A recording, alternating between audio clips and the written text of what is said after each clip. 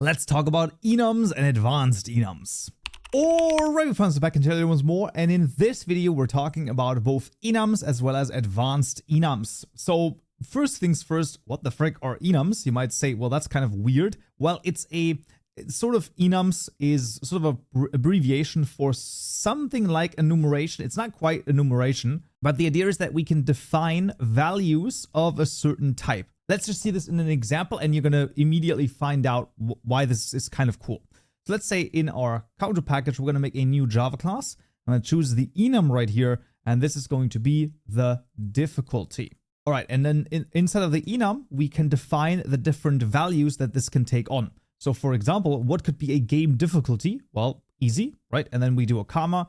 Then the convention is to then just do a second line for the next one. So that could be medium. And then we could do hard, and then we could do, I don't know, hardcore, let's say, right, for example. So those could be the difficulties that we could choose in our game. And the cool thing about this is that enums, you can basically think of them as if you have a certain data type that you could easily put into a drop-down menu. Just as a concept level idea, that's roughly an enum. Now, there's obviously more to it, and there's reasons to use it or not.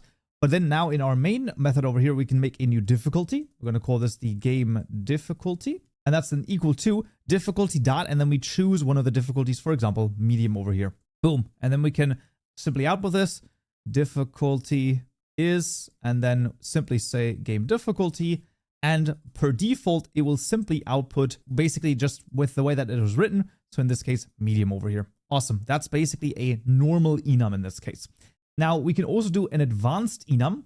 Now, an advanced enum is basically the same idea as we have here, predefined values. However, these predefined values can then also come with methods and fields. So they can simply have enum attributes and certain getter methods and all sorts of other things as well. So let's just make this is just an example once more. An enum over here, this is going to be the tool material. Now, this is once again not how the tool materials in Minecraft work. This is not how the tool materials in Hytale will likely work. It's just an idea of what you can do with an enum. So first things first, when you make an advanced enum, you just want to put in the semicolon over here. There's a reason for it, because if we now start typing in our custom attributes or custom fields right here, then we're not going to get errors. So this is going to be the display name. So if this is a non-final one, we're good, right? No error. If I didn't write this, then we're going to get all sorts of errors. And like I said, there's a reason for it. I will explain that in just a second when we actually add the different tool materials. Let's also make this final, because why not? Because that makes sense. And we have a private final integer, which is going to be the durability. And then finally, we also have a private final. Let's call it a double here for mining speed, just for the sake of argument. Like I said, this is just an example to illustrate this.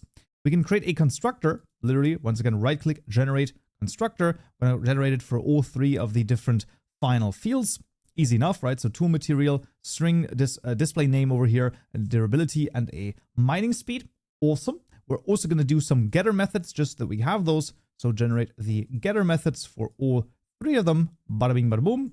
And then we're also going to make two methods to just sort of, use the tool material. Once again, this is just a pure sort of illustrative example, just a little bit contrived as well. So let's say we have a use tool method with the s out over here. That's going to be using, and then this using the display name plus with durability of, and then we can output the durability, and we can just duplicate this particular method right here. And let's maybe call this mine over here. And then that's going to be mining with the display name, and then the mining speed. So with mining speed of, and then instead of the durability, this is the mining speed, just as an example here in this case. Right, so now we have defined the tool material over here. And what are our different tool materials? Well, we can add them over here in front of the semicolon. So the idea is as follows. Let's say we have wood. Then we need to put in parentheses, and you can see this is now basically as if we're making a new tool material, right? So we now have to define the display name. So let's say, for example, wood. Then we can do a durability of 1 and a mining speed of 0.5, let's say, for the sake of argument. Now within an advanced enum, the different definitions are all separated with a comma, and the last one ends with a semicolon. So the next one also has to be, so as you can see, comma, and then stone, once again, parentheses, we then have stone, for example, with then durability 3 and maybe a mining speed of 0.2.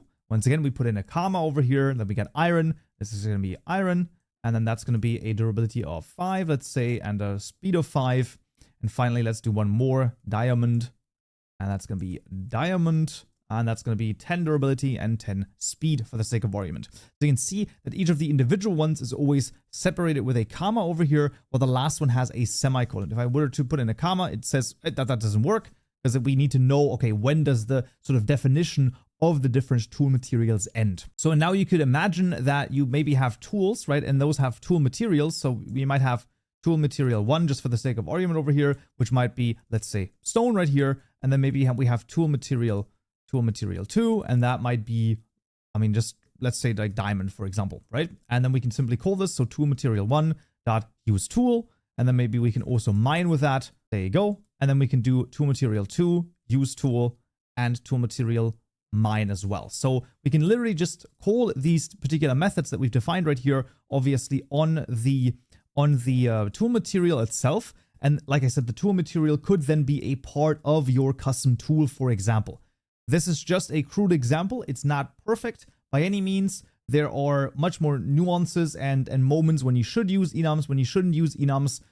Generally speaking, I did at least want to show you for things like the difficulty. This is a very easy and straightforward sort of idea to think about, because it's a very easy thing to imagine. Okay, could I put this in a drop-down menu? Does it make sense to put it in a drop-down menu? Like, do these values never really change? Then easy enough. When it is a tool material, obviously that gets more to the advanced sort of thing. So enums are not there to solve every one of your issues. Don't try to use them everywhere. There's a certain allure to them, because they are so cool, because you're like, oh, I can just define a certain thing, and that's going to be great, right? And then you make a custom tool type, and then you have a pickaxe, and all of that stuff is made in enums. Don't go too crazy with enums. While they're really cool, they should be overused. Just for the sake of argument, let's actually also run this here, and we'll find using the stone with durability 3, and then here we have the stone with a mining speed of 2, and then here the diamond of 10 and mining speed of 10. Phenomenal, and that is enums and advanced enums.